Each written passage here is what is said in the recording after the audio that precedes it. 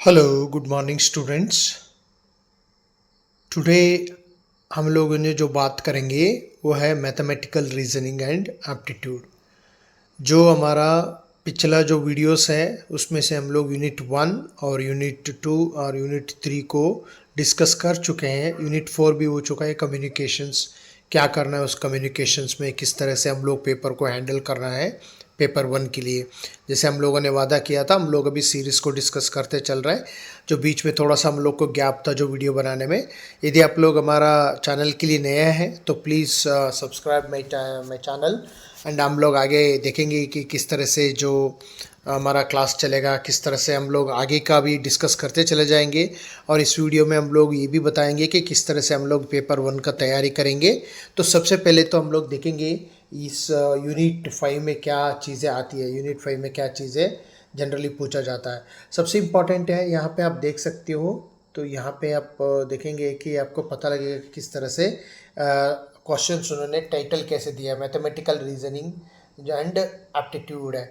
देखिए हर जो व्यक्ति को हम असिस्टेंट प्रोफेसर बनने के लिए हमारे बेसिक मैथमेटिक्स का ज़रूरत होती है। कहाँ कहाँ हम लोग इस चीज़ को काम करते हैं, जैसे आप बता सकते हैं।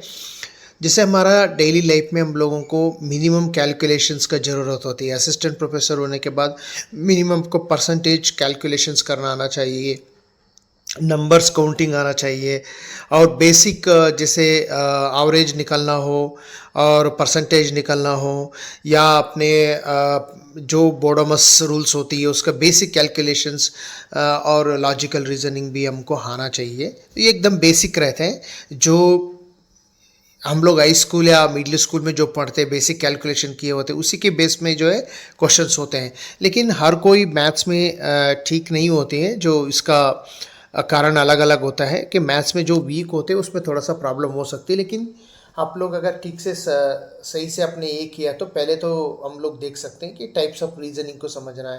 देखिए किस तरीके से रीजनिंग होती है। रीजनिंग जनरली जो है हम लोग को बताया जाता है कि रीजनिंग जो होता है वो अलग अलग रीजनिंग हम देखते हैं। जैसे कि आप इंडक्टिव रीजनिंग बोलते हैं, डिडक्टिव रीजनिंग बोलते हैं। तो उस तरह से रीजनिंग को हम लोग पहले समझना होता है। और नंबर ऑफ़ सीरीज़ है, नंबर ऑफ़ सीरीज़ जैसे कि आपका पता होगा कि हमारा सीरीज नंबर ऑफ़ सीरीज़ को समझना होता है। जैसे कि 1 2 3 0 से भी हमारा शुरू होती है। तो ये इस तरीके से 9 तक चले जाती है, एक सीरीज़ होती है। उसके अलावा हमारा लेटर सीरीज़ होती है, लेटर सीरीज़ दे देते हैं आपको। तो आप लोग को लेटर को मैच करनी होती है। अल्फ़ाबेटिकल लेटर हम को प्रैक्टिस करना होता है। बहुत ऐसी जो अल्फ़ाबेटिकल इसमें हमारा ये काम होती है। तो अल्फ़ाबेटिकली आप लोग को याद रखना होता है। अल्फ़ाबेटिकल रीजनिंग जो होता है, यानी कि वर्बल और नॉन वर्बल रीजनिंग इसको कहते हैं ना। तो इसको अगर हम बोले तो इसको ना वर्बल नॉन वर्बल रीजनिंग बोलते हैं हम लोग। तो देखिए अब हम चलते हैं। जैसे हमने अभी अभी भी कहा था कि टाइप्स ऑफ रीजनिंग भी समझना है, नंबर सीरीज भी समझना है, लेटर सीरीज भी समझना है, कोड्स कोड्स होते हैं। जिस तरह से कुछ नंबर दे देंगे और उसके बाद हम उसको कोड में बताना है और अलग अलग कोड को सेट करके देना है। जैसे कि फॉर एग्जांपल GIK,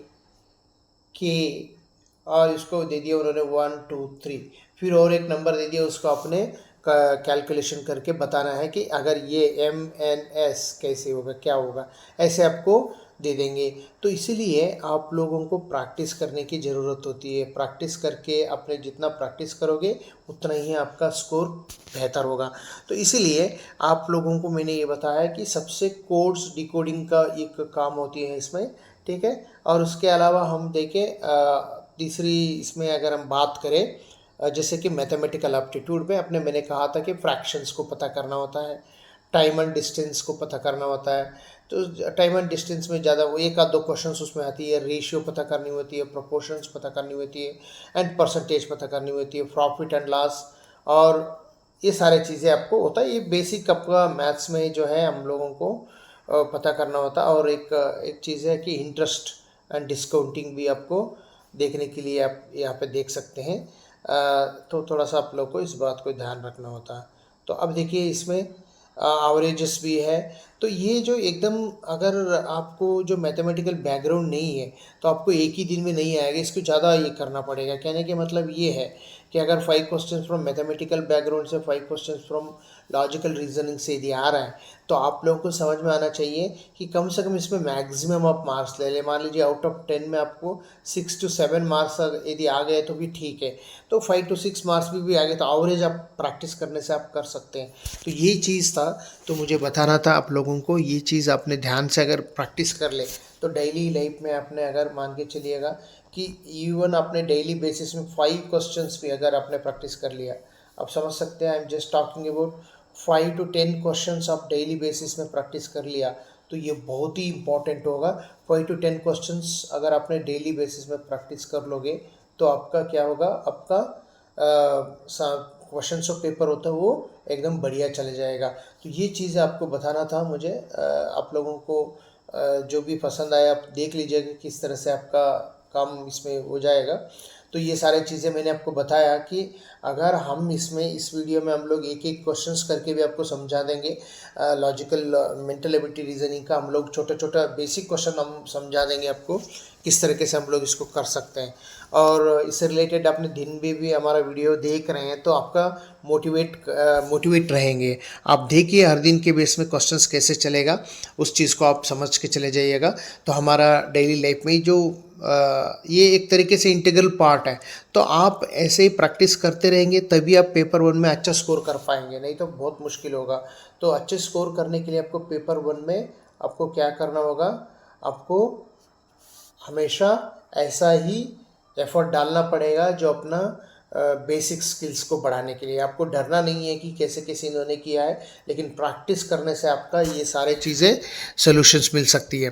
तो आज के मुझे इतना ही बताना था आप लोगों को। पेपर 1 का तैयारी जो हमारे साथ जुड़े रहेंगे, जो साइकोलॉजी ऑप्शन है और कोई अदर ऑप्शंस भी है, तो पेपर 1 का आप आराम से फ़ायदा उठा सकते हैं। आज यही बताना था मुझे। और हम लोग आगे 6th को आगे चलेंगे, 6th को भी डिस्कस करेंगे और उसको अपने वेट कर लीजिएगा, वो भी आपको आ जाएगा। Thank you so much. आप लोग मेरा इसको अगर यदि नया है तो मेरा चैनल को शेयर कर लीजिएगा, सब्सक्राइब कीजिएगा। Thank you so much.